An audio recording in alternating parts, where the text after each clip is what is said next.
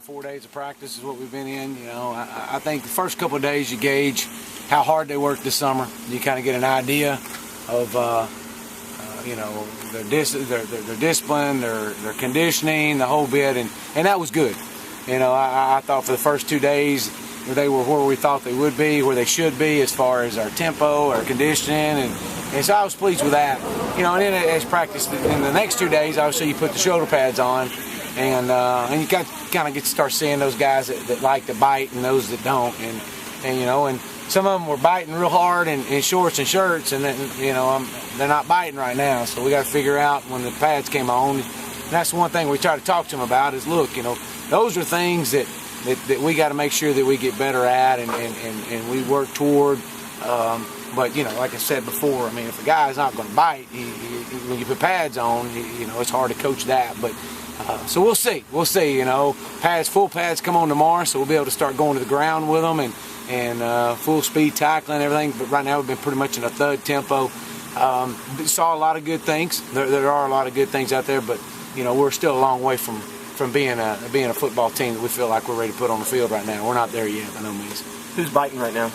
Well, I mean, you know, we got a few guys, the guys you would expect. Brandon Thomas, you know, when Dalton Freeman, you know, and you know, he's getting limited reps and in there and in and out and trying to, you know, make sure we're getting our backup centers ready. And we've seen some good things out of Ryan Norton.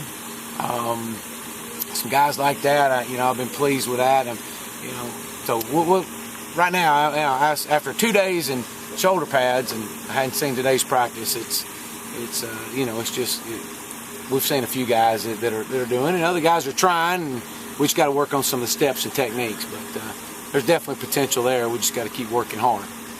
Some of those young offensive linemen, those are the ones you want to see the most bite out of right now? Yeah, I mean, those guys got to. You know, we're trying to expect those guys to grow up. You know, some of them we saw that were All-Americans in short and shirt, and you know, you know, some of them you have to look and see if they're even out there right now. But the others that were doing really well in shorts and shirts, some of those young guys. Shaq Anthony's the guy right now that, again, his name keeps popping up.